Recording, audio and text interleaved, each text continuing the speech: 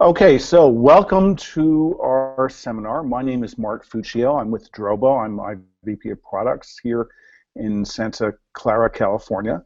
We're honored today to have a special guest, Mr. Kevin Ames, who has a long and varied, successful career as both a commercial photographer and he has a bug and a passion for teaching. So he's written a whole bunch of books for Peach Pit and teaches courses out in his home area of Atlanta. So I'll pass it over to Kevin. Thanks, Mark. Um, if you want to know more about me, just go to kevinamesphotography.com and click About. And if that doesn't answer it, send me an email. There's a contact link there. I do not dodge anybody, so my phone number is listed on the contact link as well. And I welcome your phone calls if you need to talk with me. So I'm a commercial photographer. I'm based in Atlanta, Georgia. In 4 days, I'll finish the 34th year in this studio, so I'm very excited about that. And I have been managing with Drobo for a really long time. I started with the second generation of the 4-bay, and the reason for that was the first generation was USB 2, and all of my Macs at the time were FireWire. So I waited till the FireWire came out, and both of those Drobos are still working just fine. And that's kind of the story there. We're going to go through the workflow in just a minute. Mark, where would you like to start? We've had lots of discussions about this, and I kind of like the questions to drive this. So if people have questions, if they can chime in during it, we can fill them in, and possibly I can do practical examples while we're working. Okay, so there's some questions that have come in about backing up from Drobo to Drobo and then doing something offsite. So Okay. I have some thoughts on that, but maybe you want to take a swing at it first. Well, I'll tell you what. I actually have some slides here for that, so we can go right on to it. As I'm just going to run through this workflow very, very quickly. So most photographers shoot onto compact flash cards, and what do? Well, there's some really good rules of thumb. Get 3 copies of your photographs no matter what. Now, if I'm on location, I'll shoot to 2 cards at once in my cameras. Professional cameras can do that. The amateur cameras can't, but you can always have an extra hard drive to back up just so you've got a spare. Then the cards go into a wallet until I get back to the studio, but I do a backup to the Drobo Mini.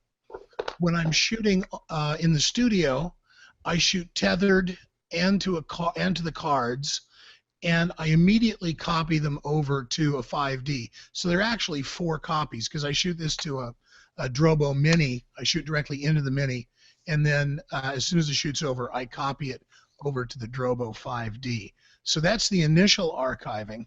Then every day I do daily backups, and actually I don't. My software does. So these are the in-studio devices. I've got 2 Drobo 5Ds and an 810i, and the i is an iSCSI device which connects to my studio's network and plugs directly into the computer. The network plugs in the computer, the B810i plugs into the network. So this happens every day automatically, and for offsite, I have a Drobo B810N, and I brought it into the studio, backed it up, and then took it off-site and every night for several hours because up on my soapbox here, in the United States we have asynchronous internet, which means it's really fast coming down and really slow going up, and I'm lobbying to get that changed. I don't think I'm going to win, but it takes a long time to do those backups. But since I've got 3 backups in the studio, 3 copies, this seems to work pretty well, and I feel pretty comfortable about my data. I use the B810N as my own personal cloud storage device.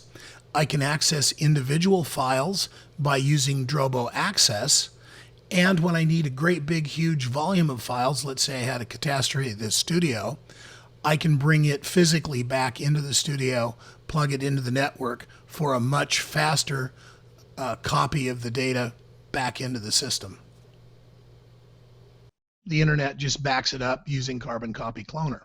So this is a very, very slow backup, but it gives me an offsite copy in case a disaster were to hit here in the studio and wipe out these 3 drives. Now, some people are saying, well, RAIDs are too slow to work off of. And the Drobo 5D has a slot in the bottom of it where you can put an M-SATA card. I have a 128 gigabyte card in it, and I can actually run my Lightroom library off of it, and it's fairly robust even with 800,000 plus images in it. And I'll actually be doing some Lightroom here on the webinar, and you can see how fast it is coming off of the RAID. One of the things I think would speed it up a little bit is to add an SSD for just the Lightroom catalog. I don't have that on my computer because with 800,000 images and previews, the Lightroom catalog and preview caches take up about 650 gigs. So that's the next upgrade to the system. So here's the 5D, and the way Drobo works is you can put up to 5 hard drives in it. So my working drive is configured with 5 6 terabyte drives for a total of 30 terabytes in the device. Drobo makes you have at least single disk redundancy, so it takes away the space of one drive, but it spreads it over all 5 drives. So if something goes wrong and a drive fails, you can replace that drive, and Drobo will rebuild itself and remap all of the data over the 5 drives, but you'll have the capacity of 4. So 4 times 6 is 24. Now on mine, since it's my working drive and I'm really concerned about making sure that everything is safe on that drive, I use dual disk redundancy, which gives me 18 terabytes of working space. And that means that if any 2 drives fail at the same time, I'm still protected. So I'm really comfortable with this, and like I say, I've been using Drobos for a really long time. Lightroom.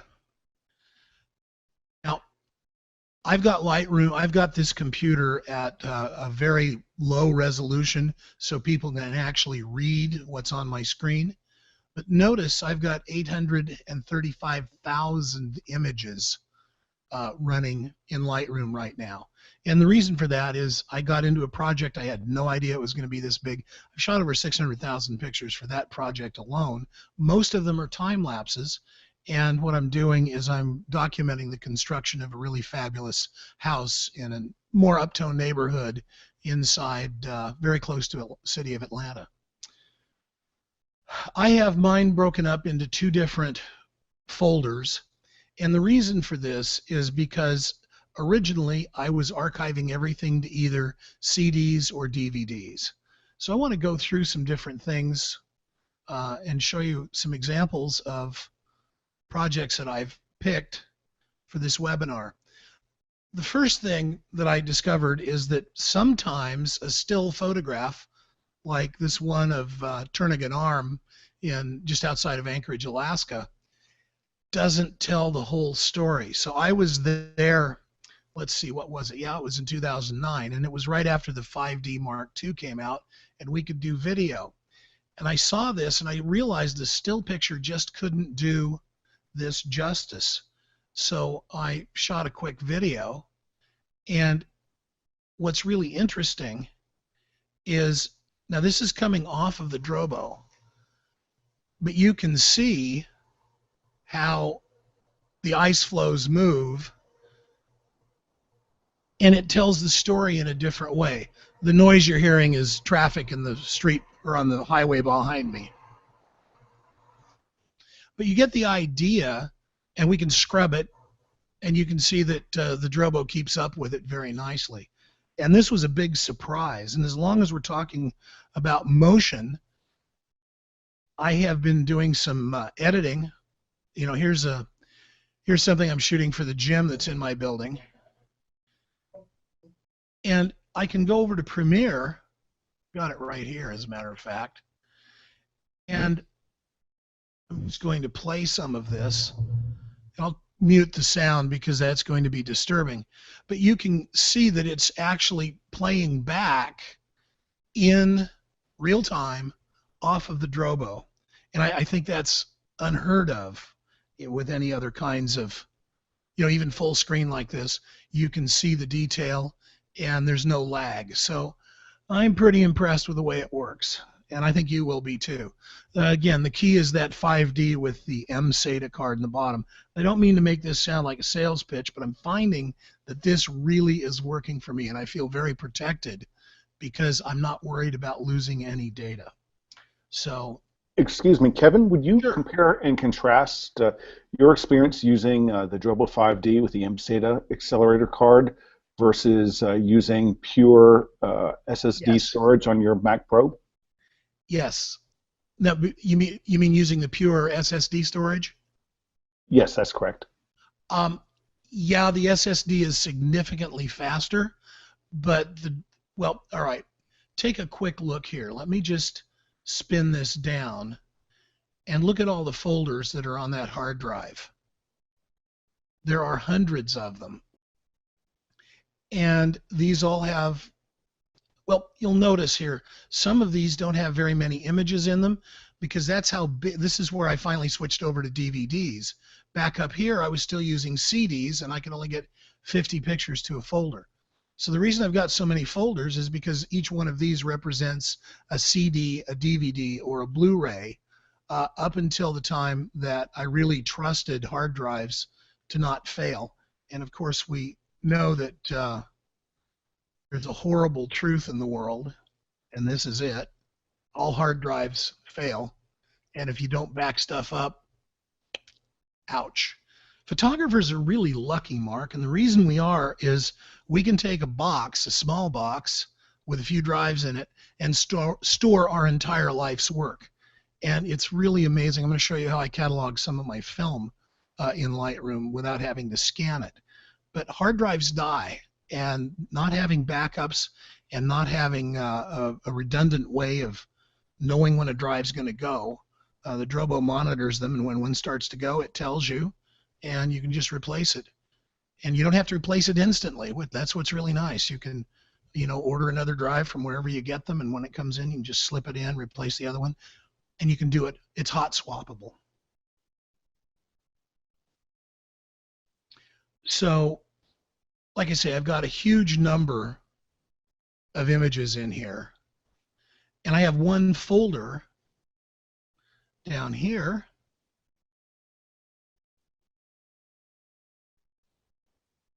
that has over 600,000 images in it, and that's the house that's under construction. Well, all right, I fibbed. 59,666, 596,623. Those numbers are just too big for me. But you kind of get the idea of how I'm using this to manage it. And as far as speed goes, the 5D works really, really well. Now, I've just opened this up, and it has to actually go, and Lightroom has to go and look at it in the catalog that's on the 5D, and then it will populate each one of these folders. And it'll take a couple of minutes to do that, because again, this is like 60% of all the images in the catalog. So this Excuse me, Kevin? Yeah. I was wondering if maybe we were getting a number of questions here about if you use multiple Lightroom libraries or one catalog. If you could describe a little bit more about how you've organized your detail for guests. Sure. I am a firm believer in one calendar and one catalog. I want all of my photographs in one place so that I can find everything, and I don't have to worry about opening up multiple catalogs, because Lightroom can only allow you to run one catalog at any one time. So I find that having everything in one place means I can search it more effectively, because Lightroom has some amazing searching tools, particularly if you do any keywording at all. And that's been very, very useful for finding stuff. And I use a very simple methodology. Every shoot gets a serial number and then just a brief description in the folder. Because in metadata, people say, well, I got to put the date in the name. Well, no, you don't, because that's embedded in the metadata of the image right there. So, you know, if I take one of these of Amy, here's the exact time I shot it. So I don't need that date information to find it. And in Lightroom, if I want to find these, I can go, if I know the date, you can sort by date in Lightroom, which is a pretty cool feature. So let's see, 8/23/14. Let's just go to, I'm just going to highlight that raw files to be archived catalog, or folder, not catalog. I do spend a little time scrolling. So up here, when you're in the grid view, here's a way to search. So if I know that the image is August of 2014, I can go to metadata, and it gives me a series of possibilities. And this is going to take a while to load because, again, it's going to search all 800,000 images. But it will show me all of the details about it, including which camera I shot stuff with. So I can see which cameras I use the most, which is kind of cool. Of course, interesting. So I go into 2014, and it was August. I shot 23,000 pictures then. And so if I just know the date, I can find it like that. So I don't have to have the date in the image name. So my image names, as you can see right here, are very simple. It's the serial number and then the number of the photograph. And I always start over at 1. And if I don't start at 1, I renumber them in Lightroom. Kevin, so would you tell us? Powerful tool. Pardon? Would you tell us a little bit more about you assigned a serial number and how you developed that flow and what you would recommend to others? Well, I recommend it because I started like everybody else does. I put the date in my film files, and I started this business in the 80s, and the first year was, I think it was 83, so I did 3 for 83, and then 01 would be January, 01 would be January 1st, and the next 01 would be the first job, because I knew starting out I'd be shooting several jobs a day. Okay, that was a fantasy. And at the end of the decade, I was still in business, so I had to go back and put an 8 in front of all of those. And then I started 90, 91, and I thought, this is great. And then I got to the change of the millennium, and I needed 2 more digits. So at that point, I said, this is not working, and what's the flaw? Well, the flaw is I don't know if something's missing. So if I put a serial number on it, then I know if a folder is missing. That becomes very, very useful, and I always know the next number because we all know how to count.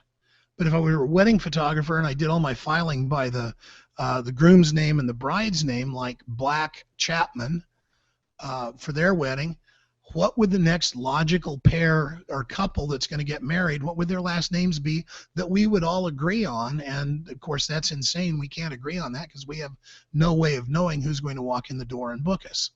But we do know that if Black Chapman is wedding number 385, we know that whoever comes in next is going to be wedding number 386.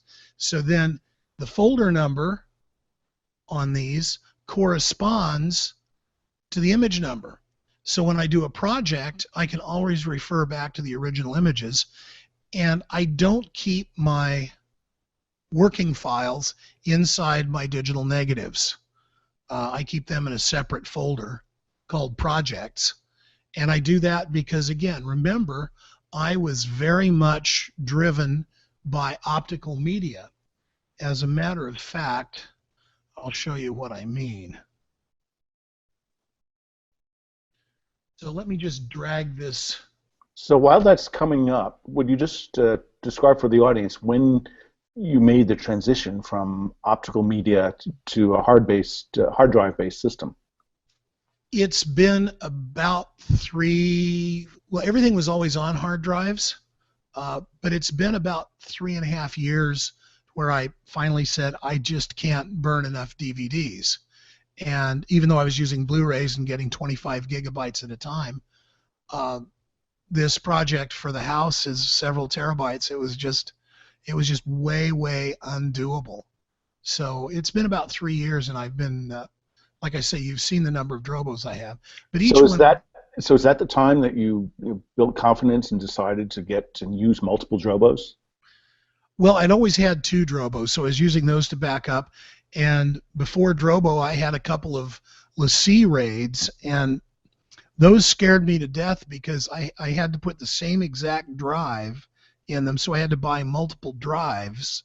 Like if I bought four of them, I'd have to buy like three or four more to back those up just in case one of them failed because they had to be identical to the ones that were in the RAID. Drobo solved that because I can put any brand drive, any size in, and Drobo does the calculations. Since I've got a lot of data I'm managing, I tend to use the bigger drives, and I tend to keep them all the same size, but I certainly don't have to. Okay, so one thing I know you've authored and written about is the new volume size is 64 terabytes.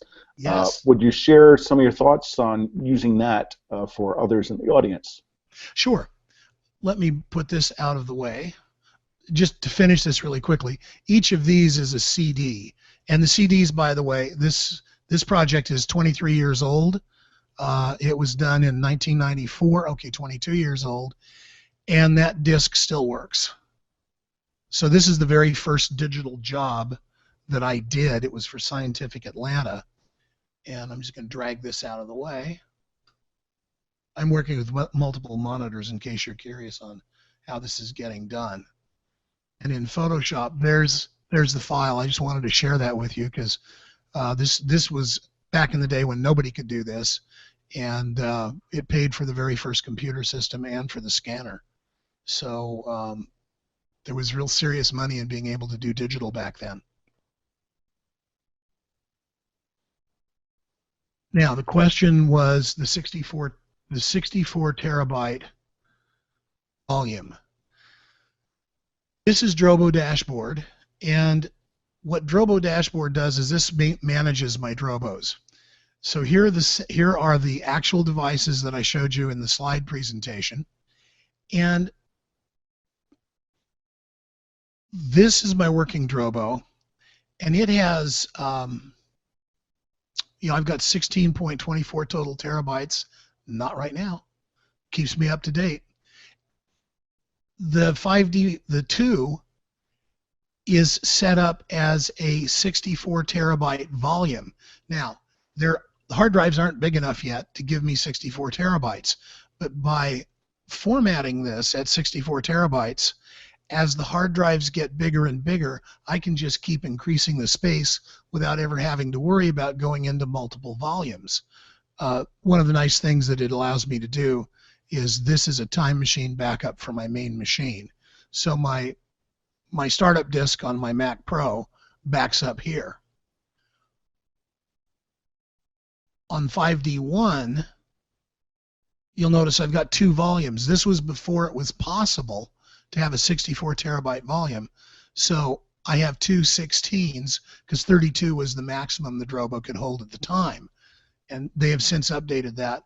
And when it comes time, I will reformat this one to 64 terabytes and then copy back the data that's on this one to it. I'll still have two backups, so I'm not the least bit concerned about doing that.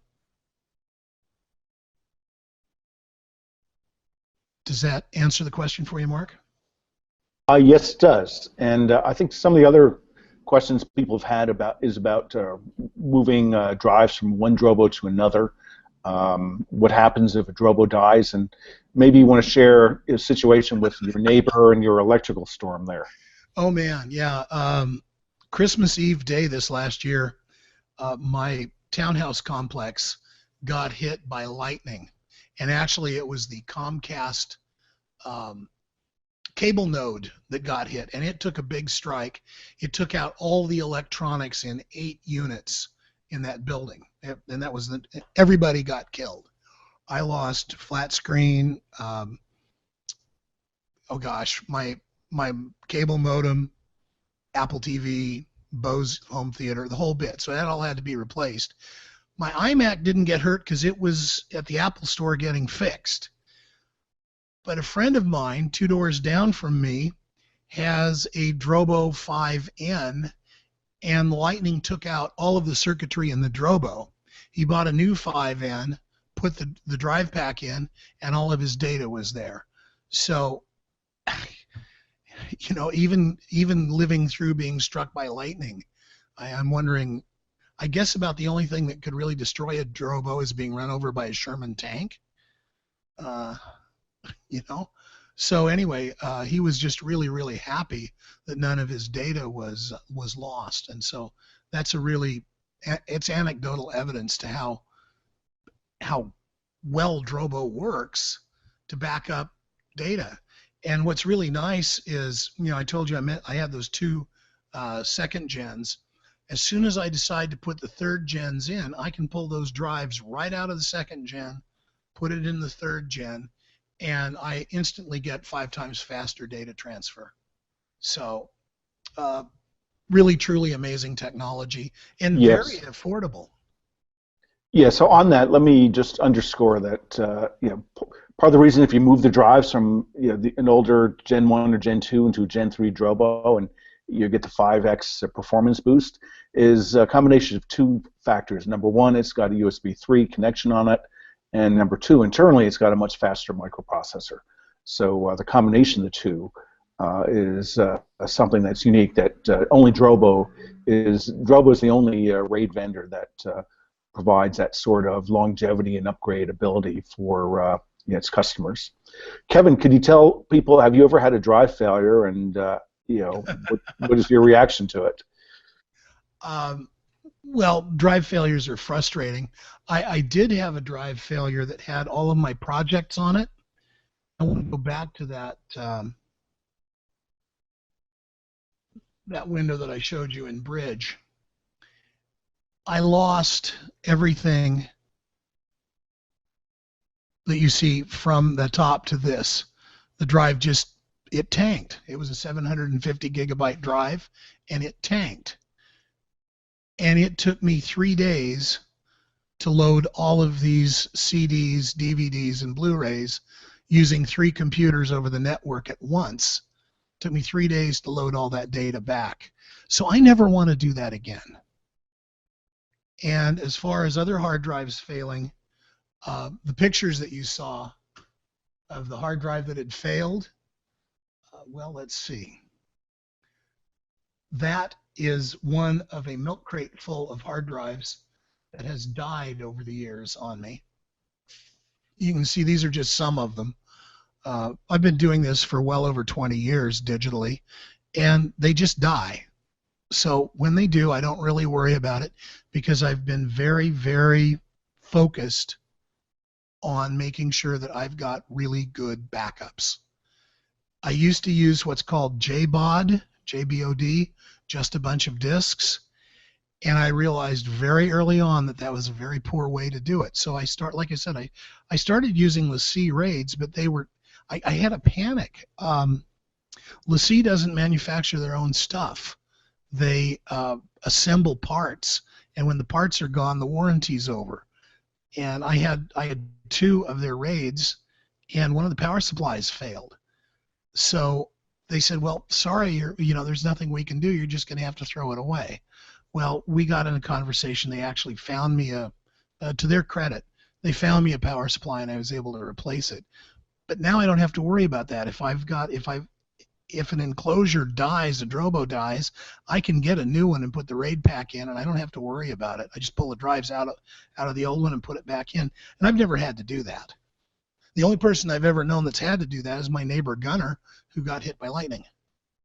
So would you revisit and explain your strategy for which Drobo you protect in so-called dual drive redundancy, i.e. protection against 2 hard drive failures, and do you do that on all of them? And if not, what your thinking and principles are? Okay, I'd be happy to. The Drobo that's driving the screen right now is my 5D01, and you can actually see that right here when I come up. And this is the only Drobo I have online. This is the computer. So this Drobo is dual disk redundancy because everything goes into that Drobo, and there's a period of time, usually just hours, before it gets backed up. So like if I load a job into it first thing in the morning, it won't get backed up till midnight. So I want to have that dual disk redundancy feature available so that if something terrible happens, I don't lose anything. Now remember, I also don't reformat the hard drives, I mean the compact flash cards, until after the backup happens and I've been notified that it was successful. So that's my thinking on my working Drobo. The next Drobo, the 64 terabyte 5D, that one has just single drive redundancy in it because I've got everything backed up to another Drobo, which is the 810i, which is the iSCSI device that has 8 bays in it. I'm using 6 bays, and 2 of the bays have those M-SATA cards in them to speed up the caching, and it's almost as fast as the 5D with the SATA card in the bottom as the working drive. So I'm really comfortable, and that would be working over the network, Mark, instead of a direct connection on Thunderbolt with the 5D01. Does that kind of clarify what I'm doing there and why? Yes, it does. And would you just describe again? I see, looking back through some of the questions, there was questions about use of Thunderbolt and other connectivity, and also once again what backup software it is that you're using to power your protection. Well, since I'm on a Mac, I use Carbon Copy Cloner, and you can see it right here. And it's very, very easy to use. You pick the source right here, you tell it where to go, and then you just click this button right here to set a schedule, and it sends me an email after every run letting me know if everything works. So I get a summary at the end of every morning of what happened. And if I want to, here's a history right here. Now, I've got a folder on the network version that's got an issue with it, and I just haven't gone in and cleaned it up yet. But that just is telling me that everything worked except, and I get an absolute list of where they've got some errors and what files they're concerned with. And so I can go back and look and see, and you can see it's not very many. So I can go back and check these. I have to actually delete them manually, and then it will rebuild. But this doesn't happen very often. This is the same error. I just haven't fixed it because I know what these are, and they're not critical. Okay, so I would add that you're on a Mac. You're using a software product called Carbon Copy Cloner from Bombich Software. Right. For our Windows users, there's some fine products from a company called Acronis. Acronis TrueSync, I believe, is their product name, and that's something we know a lot of Windows users are quite happy and quite pleased with. Good, because that's not the world in which I live. I've been on Macs really from the very beginning. I do run Windows inside of one of my Macs for my accounting software, but that's it. So Kevin, would you spend a little bit more time just describing how you set up Lightroom and Sure. and how you back up and you protect your raw files, as well as do you have reference files in Lightroom, and how do you back up and protect Lightroom itself? Well, Lightroom has a backup system built in, and if you go to quit Lightroom, and I don't want to do that, it will ask you to back up or skip. And I'm not overly worried about it because in hard drive, remember, in my Carbon Copy Cloner, I copy everything every night. So let's just make a new Finder window. And in that drive, there is the Lightroom catalog right there. So every night it gets backed up by Carbon Copy Cloner to to 3 more places. So I've always got 3 backups of the live version, and it's very interesting. I know that the Lightroom team doesn't like me to do this because they really want you to have the catalog optimized. But I can go to any one of those drives and relaunch Lightroom, and it works just fine. Now, this is not advice for everybody, because the Lightroom team says that's not how you're supposed to do it, and they know more about it than we do. So I'm not going to argue with them. I still do backups. but they take quite a long time to optimize a catalog of that size. If you take a look at the catalog alone is 36 gigs. And let's see, for the previews, there's 250 gigs. And for the smart previews, there's almost 200 gigs. So you can see that it really adds up to a lot of data very, very quickly. And would you share again for some of the people who may be new to Lightroom, is that a multi-user application, or is that something where multiple people can edit off of it at once, or is it something designed for a single user? No, it's designed for single user. You cannot run Lightroom off of a network drive. And Mark, you and I tried it, even with your command line genius. Lightroom wouldn't let us do it. So the team is very, very, they're adamant. You can have all of your pictures other places, no problem. But you've got to have the Lightroom catalog and the supporting previews. They have to be local. They have to be plugged directly into the computer. They cannot be networked, which means that you can't really have multiple users. Now, there's nothing that says you can't share a screen.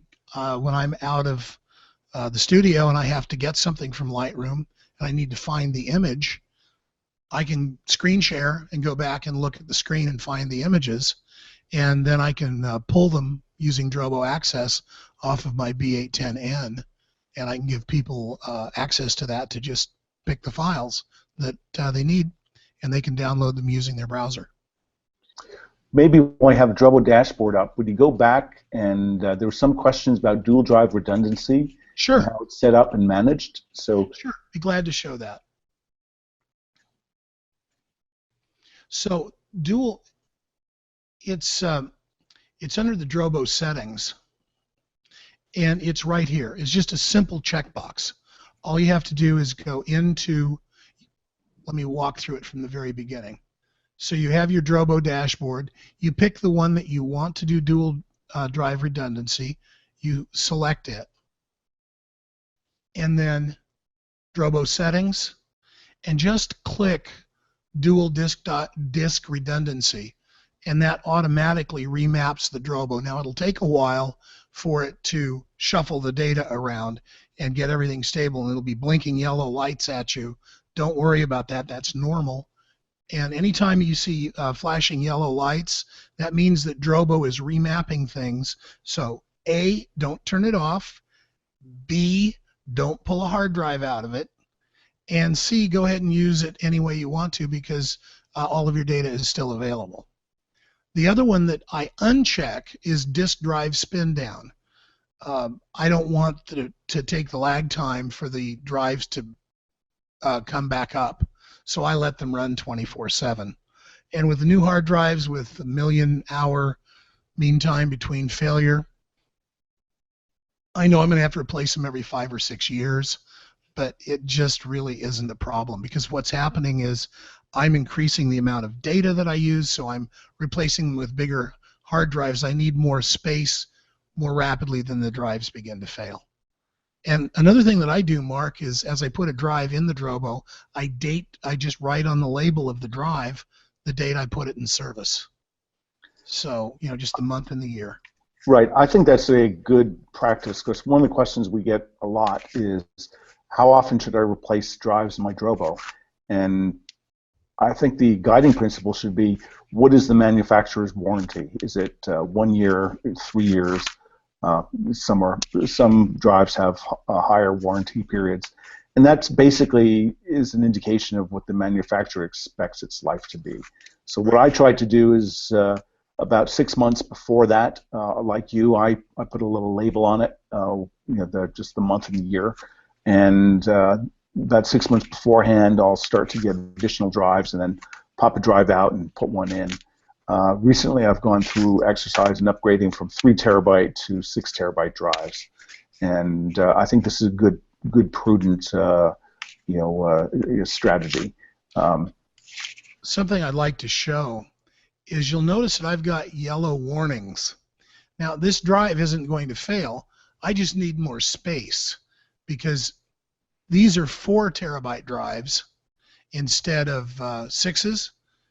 And I did this as an economy thing because these drives were a lot less money. But now this is getting full because of the safety net of Carbon Copy Cloner. And just so people, I believe in full transparency here. I look at that. What's going on there is this safety net is a backup of the changes that Carbon Copy Cloner makes. So if there's something that you discover that's not right, you can go back and find what it was doing. So in this case, it actually was, there's the backup of the Lightroom catalog on April 4th. So it just put the copy of it, and you saw how big that was, so it takes up a lot of space. So that's what's going on. Okay, so I noticed here some of those files, and this will give me plenty of capacity. But you notice that warning comes, and I still have 12% of free space, so I'm not in any danger of running out of space. But Drobo's very conservative. Okay, so I noticed on the B810 on the other panel, it indicated it was an iSCSI interface. Right. Do you want to take a moment and describe for our audience, for those who are not familiar with iSCSI, what it is and what the big idea is behind that protocol? Well, SCSI, it sounds like a horrible word, SCSI, Small Computer Serial Interface. And back in the day, that was the fastest way to connect anything to a computer. And iSCSI, I don't know if it means internet. I kind of think it does because everything is an iDevice now. But iSCSI means you can run it over a network. So I've got a gigabit network switch here in the studio, which means I'm running, what is that, 100 megabytes a second? Isn't that about what it is? Okay, it's a gigabyte per second, and theoretical max would be 125 megabytes a second. And yeah, gigabit per second, right? Gigabit per second, yes. Yeah, so about 100. You say 125. You're the math whiz. I'm always. For those of you who don't know, Mark is an electronics genius. He's an electronics engineer and really knows the insides and outs of this. So Drobo has some really smart people on the team. So the theoretical maximum is 125 megabytes. Right. You know, with most systems, you can get within 90, 95%. You know, because you have to allot a little bit for overhead. Right. And I think you mentioned before sort of the speed and performance and capacity trade-offs between the 5D and the B810i. Right. Would you revisit those so that if people need something that's fast enough, but they need more than they can fit in a 5-bay Drobo, describe the solution that they might want to use? Well, we did some tests, and the 5D is considerably faster on initial startup than the iSCSI. But remember, I've got the iSCSI one set up with caches, just like the Drobo 5D. So the first time we booted it with the iSCSI, I think it took 20 minutes to populate all of these in Lightroom. The second time it took 3 minutes. On the 5D, it took 12 minutes for the first time and about 2.5 minutes the second time. So once the cache is established and it knows what you're going to be pulling, it's a lot faster. So I could actually run off of the iSCSI if I wanted to. It wouldn't really be that much different. Right, and then that would give you 8 drives of capacity versus 5. So right, let's take a look at that over on Drobo Dashboard. So here's the status, and you can see I have 6 drives available. These are SSDs, and you can see that it indicates that it's a solid-state drive in these two. So these are the transactional tier hot data cache. So Drobo is, I mean, Drobo is actually a computer. It's Linux, right? That's right. And so you've got a really actually on some of the models. I mean, some use another real-time embedded OS to do all the Drobo and Beyond RAID, but the network models have a multi-core processor. And so they know what you've been pulling, and they keep the data cached in these 2 drives, which makes it really incredibly fast. So that's where the gain is. By just putting these two SSDs in, it really speeds the machine up. Right. And in your Lights on the side, studio, by the way, are capacity, and you can see each one of these is 10%. You can see it's almost full, but I'll just go ahead and I'll get rid of that safety net. I'll clear some of those folders out, and it'll be back to in good shape in just no time.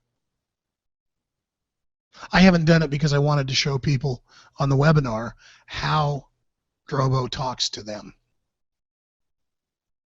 right. So in terms of your current setup, would you just take a bird's eye view of what you're doing and what for you are state-of-the-art storage problems that you're looking at working to solve? Sure. First of all, I'd like to point out that this Drobo has been running for 53 days, 1 hour and 33 minutes, nonstop, no problems. And like I say, just leave everything running. So long term, well, back in the day when I did that first picture that I showed you, this one, this took up 500 gigabytes of storage on a Mac. I think it was a Quadra 700. It was fast at the time. It had a whopping 72 megs of RAM in it.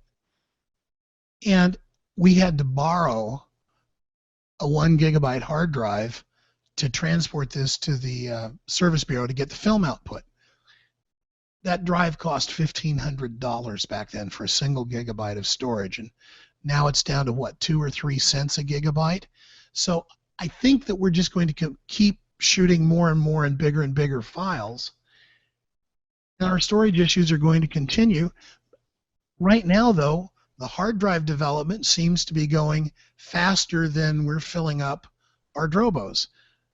I don't see a need to have a bigger than 8-bay Drobo going forward, because if you go into an 8-bay and you put in either 8 or 10 terabyte drives, you get a tremendous amount of storage, and it's really cheap. It's not cheap to set them up initially, but per gigabyte of storage, it's almost free.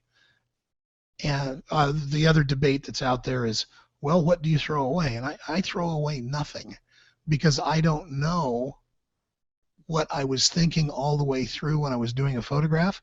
And particularly if I'm out shooting for myself, I never know when my intuition is shooting or when I'm being very deliberate about it.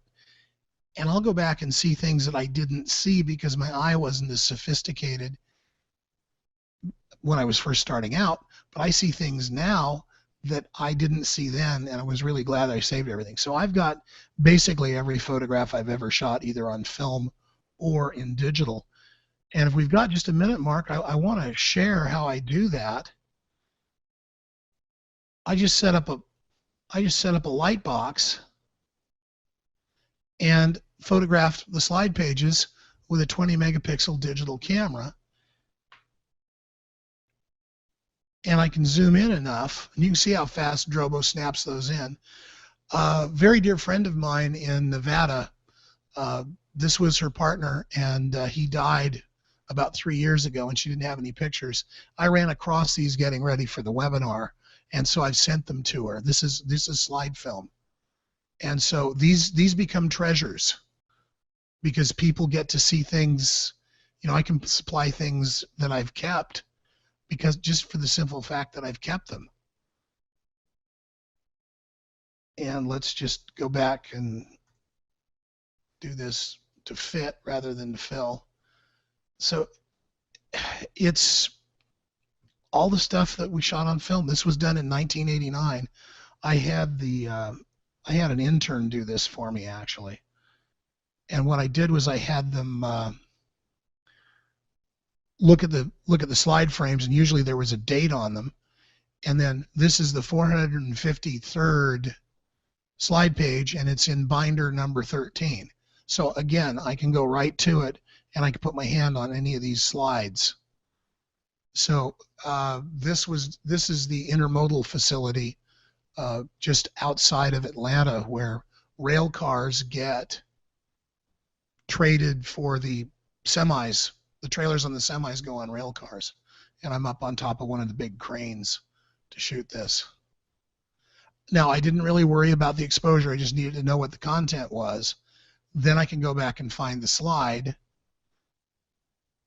And you can see it right here. I can pick whichever one it is because it's a mirror of the slide page. This is a picture of the slide page.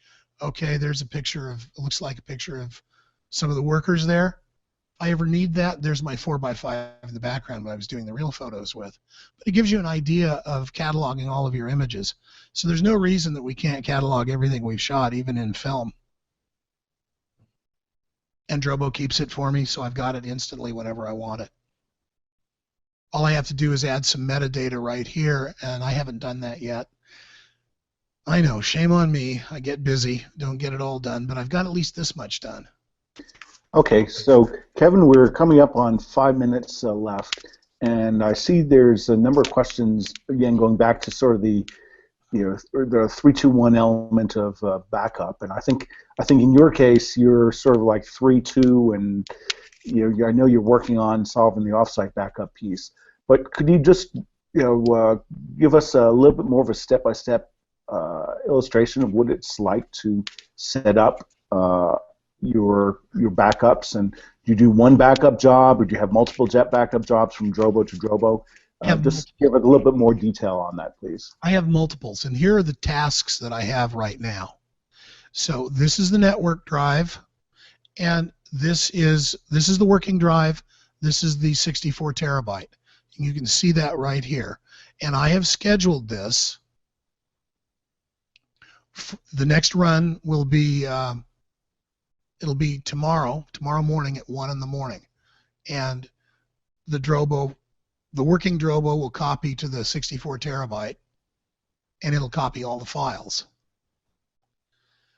Now notice that I'm not copying the copy to something else. I'm copying the working drive each time, and the reason I'm doing that is because this is my master, and I want these to be duplicates of the working drive.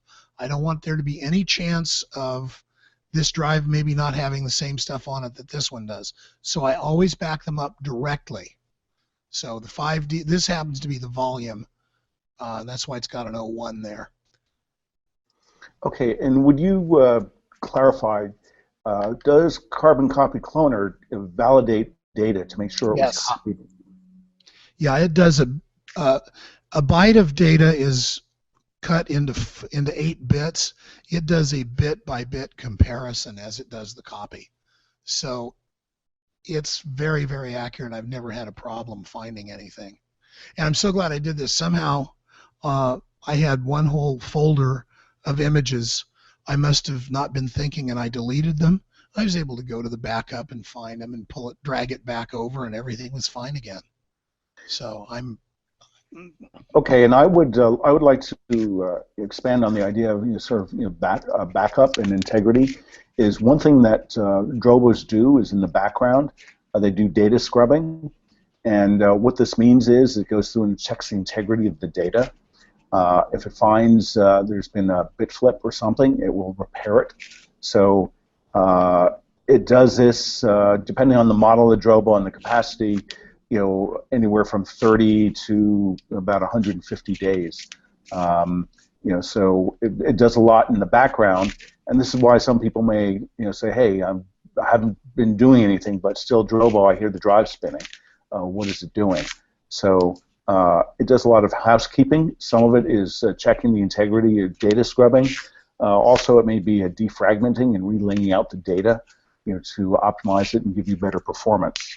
So, they really are quite sophisticated. We have 1 minute to go. So let me just close by going back over the workflow one last time. Working drive is right here. It backs up to the 64 terabyte here, and it backs up to the 64 terabyte iSCSI every night. And then after that's done, it copies the changes to an offsite network drive that's connected. And that's all managed by Carbon Copy Cloner. So I don't have to remember to do anything. I just leave the computers running, and software takes care of everything else. I want to thank you all. Kevin Ames, and I'm Mark Fuccio. Thank you all for joining us for this webcast.